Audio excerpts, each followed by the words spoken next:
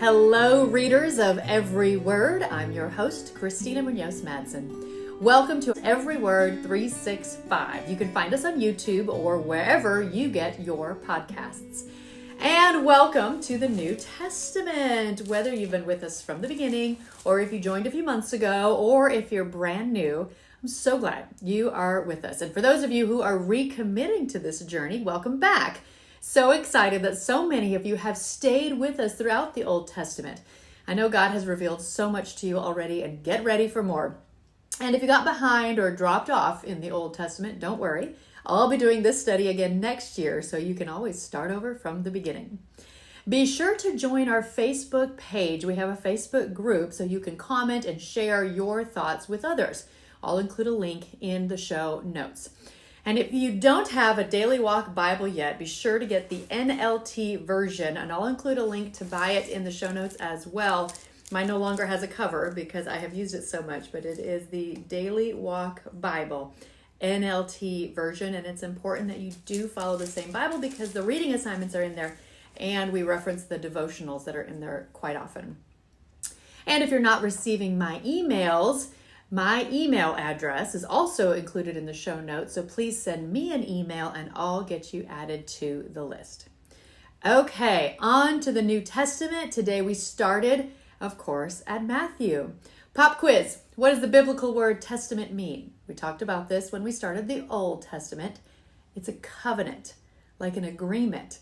And after reading all of the Old Testament, who is thankful for this new covenant? Remember, I made all of you sign a covenant agreeing to read every word of the Bible. So hopefully you're still sticking with that agreement. Did you know that there are 400 years of silence between the Old Testament and the New Testament? And I'm going to include a link for more information on that. These come from Got Questions. This is a resource that I use quite often. And so if you have time, it's fun to go through these links and learn a little bit more. Talk about jumping right in. In today's reading alone, Jesus was born, baptized, tempted, and started his ministry. Wow, all within the first chapters of Matthew. So, who is Matthew? Well, he was a tax collector by trade, and keep in mind, he is writing to a Hebrew audience, which is why you'll see more Old Testament references than with the other Gospels. So once again, I'm going to include a Got Questions link on much more about Matthew. And that's where this following information is coming from. So you can look at the link, but I also wanted to give you some more background information as we jump into Matthew. Author of this book. Obviously, the book is known as the Gospel of Matthew because it is written by the apostle of the same name. The style of the book is exactly what would be expected of a man who was once a tax collector. Matthew has a keen interest in accounting. The Gospel of Matthew is very orderly and concise. Rather than write in chronological order, Matthew arranges his gospel through 6 discussions. As a tax collector, Matthew possessed a skill that makes his writing all the more exciting for Christians. Tax collectors were expected to be able to write in a form of shorthand, which essentially meant that Matthew could record a person's words as they spoke, word for word. This ability means that the words of Matthew are not only inspired by the Holy Spirit, but should represent an actual transcript of some of Christ's sermons.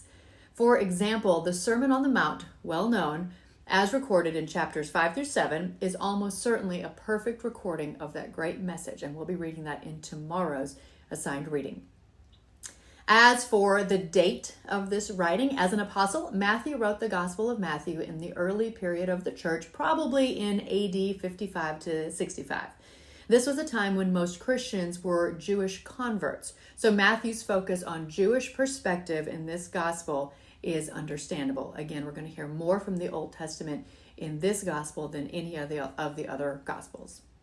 Purpose of writing. Matthew intends to prove to the Jews that Jesus Christ is the promised Messiah. More than any other gospel, the Gospel of Matthew quotes the Old Testament to show how Jesus fulfilled the words of the Jewish prophets. Matthew describes in detail the lineage of Jesus from David and uses many forms of speech that Jews would have been comfortable with. Matthew's love and concern for his people is apparent through his meticulous approach to telling the gospel story. Again, that information is from Got Questions, and I'll include a link in the show notes. But I want to hear from you. What did you think of the first 4 chapters of Matthew? Did you learn anything new? Share the verses that really jumped out to you in the comments of this post on our Facebook page. Tomorrow is Matthew 5 through 7. Happy reading!